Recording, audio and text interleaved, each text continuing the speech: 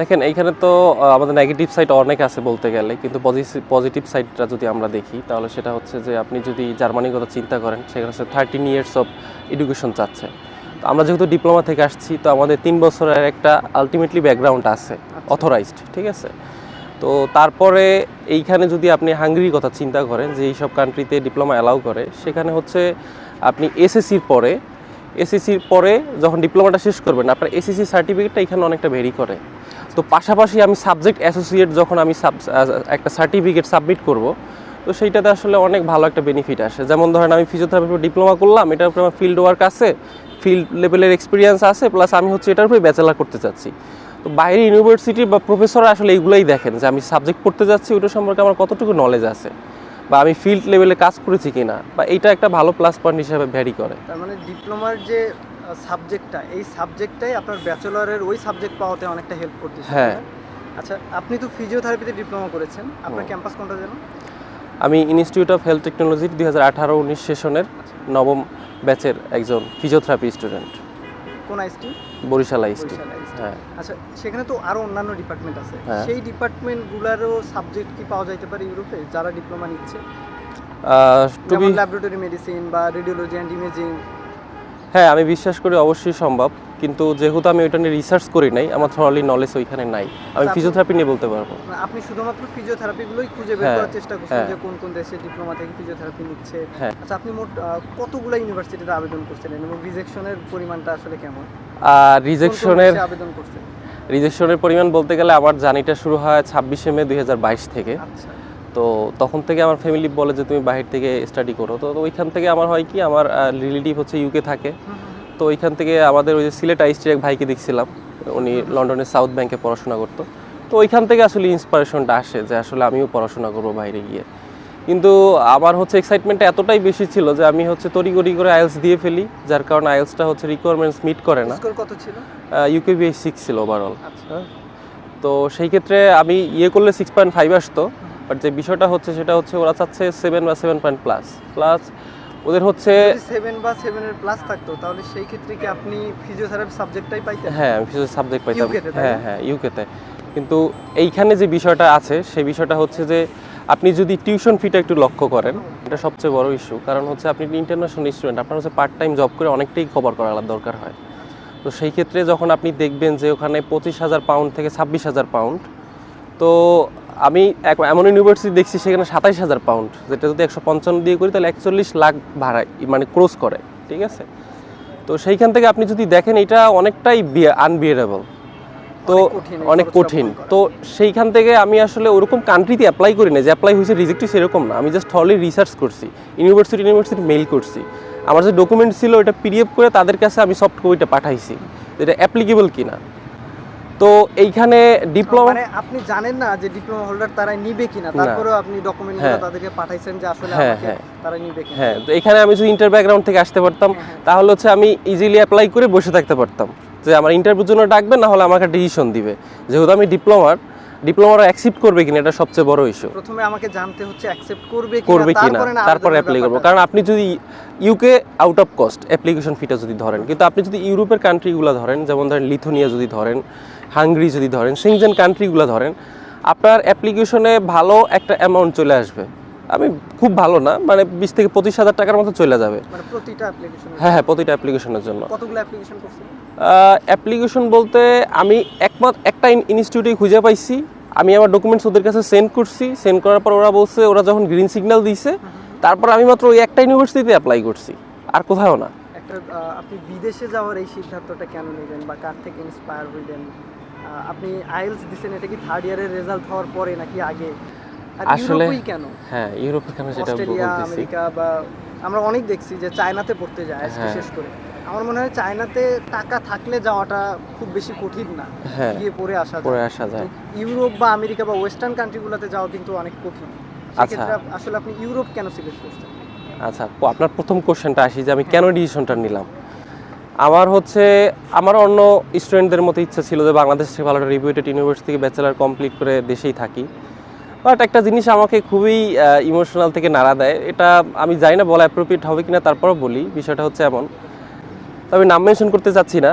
আমি তার চেম্বার একদম ফার্নিচার টু ডিজাইন একদম নিজে নিজে মানে একদম তাদের কর্পোরেট করে একটা ডিজাইন করছি, একদম নিজে নিজে সব কিছু করতাম, নিজের ভাইবেই করতাম। কিন্তু ইন্ড অফ দ্য ডে আমি দেখতেছি যে আমি ওরকম রেসপেক্ট পাইতেছি না। আমি রেসপেক্ট পাইতেছি না বলতে একজন টেকনিশিয়ান, হ্যাঁ হ্যাঁ বৈষম্যটা তো থাকবেই, কিন্তু আমি তার বাইরে গিয়ে যেটা বলতে চাই সেটা হচ্ছে যে একজন টেকনিশিয়ান যাকে রিসিপশনিস্ট হিসাবে নিয়োগ দেওয়া হয়েছে, সে আমার কাজ করতেছে, আমি তাকে শিখাই দিতেছি, সে আমাকে স্যালারি দিচ্ছে না, ইটস ফাইন, বাট সে আমার থেকে বেশি স্যালারি দিচ্ছে টেকনিশিয়ানকে।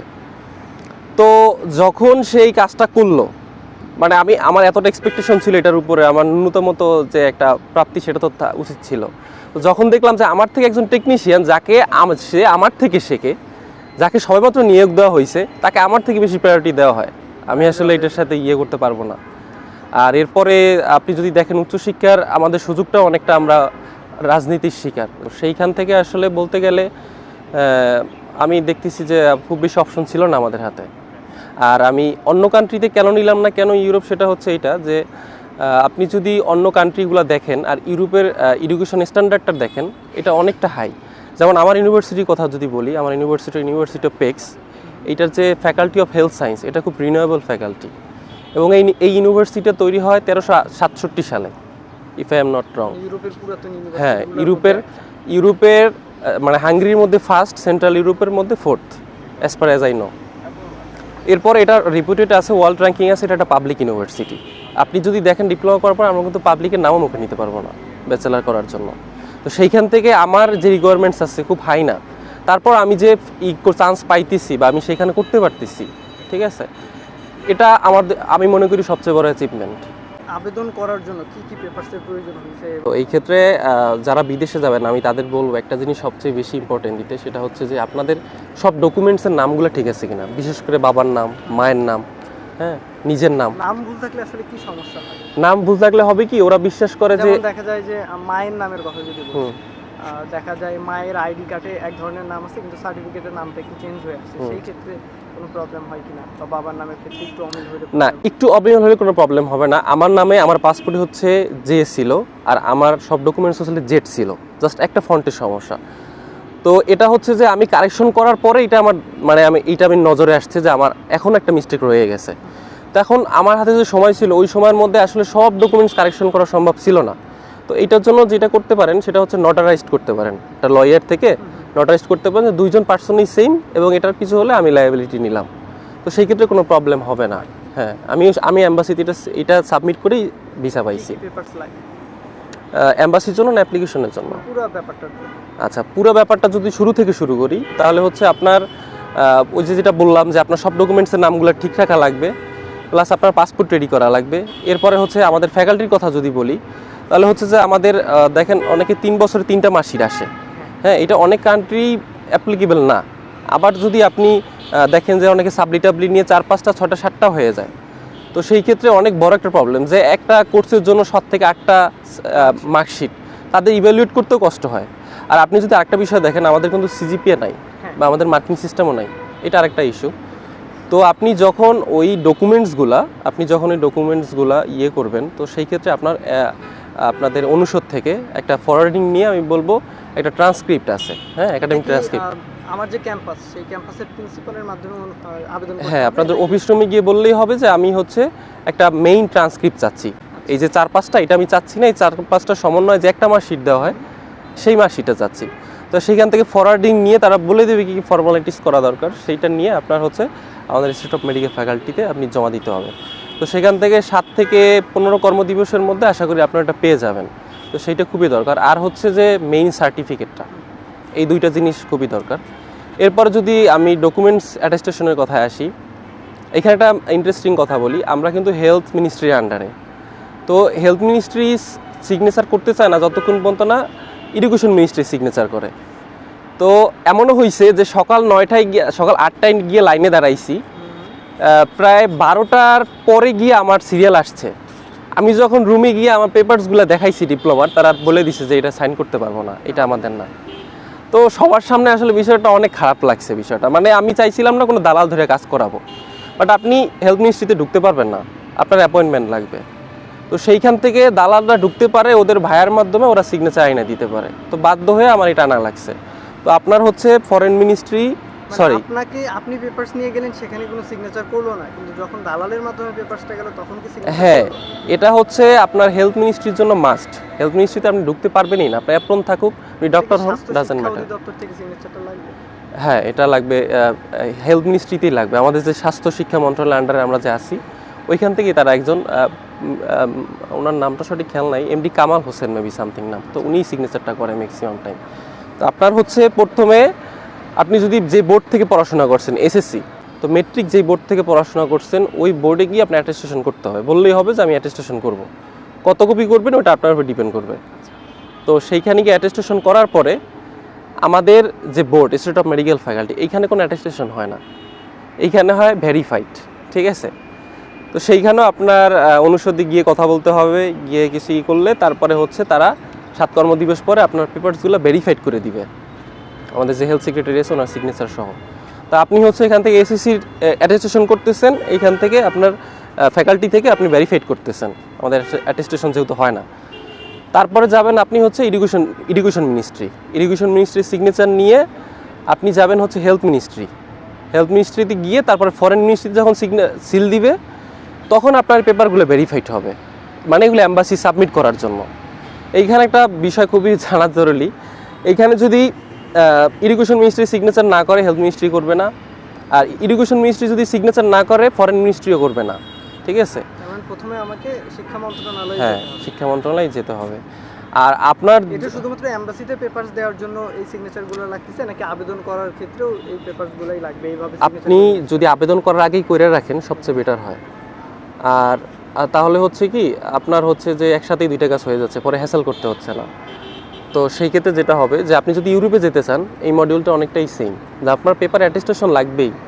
এখন যে দেশেই যাই আমি, হ্যাঁ, ইউরোপে বিশেষ করে, আমি অন্য কান্ট্রিটা স্পেসিফিক বলতে পারবো না, ওরকম ধারণা নাই আমার। ইউরোপে যেহেতু কাজ করছি এটা বলতে পারবো। তো এটা হচ্ছে আপনার মাস্ট, এখানে আমার অ্যাটেস্টেশন লাগবেই। তো এর বাইরে আর কি পেপারস লাগে? আমি বলি আপনার হচ্ছে যদি অ্যাপ্লিকেশনের জন্য বলি, আপনার যে অফিসিয়াল ডকুমেন্টস, তারপরে হচ্ছে আপনার মেডিকেল কিছু এক্সামিনেশন আছে ওইটা লাগবে, আইএল সার্টিফিকেট থাকলে ওইটা লাগবে, একটা মোটিভেশন লেটার লাগবে, মোটিভটা খুব ক্লিয়ার থাকা লাগবে, ক্লিয়ার কাট। আমি এই সাবজেক্ট বা আপনার এই বিশ্ববিদ্যালয়ে কেন যেতে চাচ্ছি। হ্যাঁ হ্যাঁ, তারপরে হচ্ছে আপনার সিভিটা খুব আপডেট থাকা লাগবে, ঠিক আছে? তারপরে হচ্ছে সিভিতে কি আপনি যে কাজগুলো করছেন ডিপ্লোমা শেষ করার পরে সেই এক্সপেরিয়েন্সগুলোও দেয়া আছে? আপনি যদি ইন্টারনেটে সার্চ করেন ইউরোপিয়ান স্টাইল সিভি, আপনি ওটা অ্যাভেলেবল পেয়ে যাবেন, ঠিক আছে? ওদের যে ফরম্যাটটা, ওদের ফরম্যাটটা পেয়ে, হ্যাঁ, এর বাইরে আহামরি এরকম পেপারস নাই। এরপরে মেডিকেল লাগতে পারে, যেমন হেপাটাইটিস বি, আরও কিছু ভ্যাকসিনেটেড চাইতে পারে, চেস্ট এক্সরে, ডক্টরস ফাইন্ডিং, যেটা রিপোর্ট না, মানে ওই ইটা না, ফিল্মটা না, জাস্ট রিপোর্টটা। হ্যাঁ, রিপোর্টটা, তো ওই রিপোর্টটা হচ্ছে চাইতে পারে।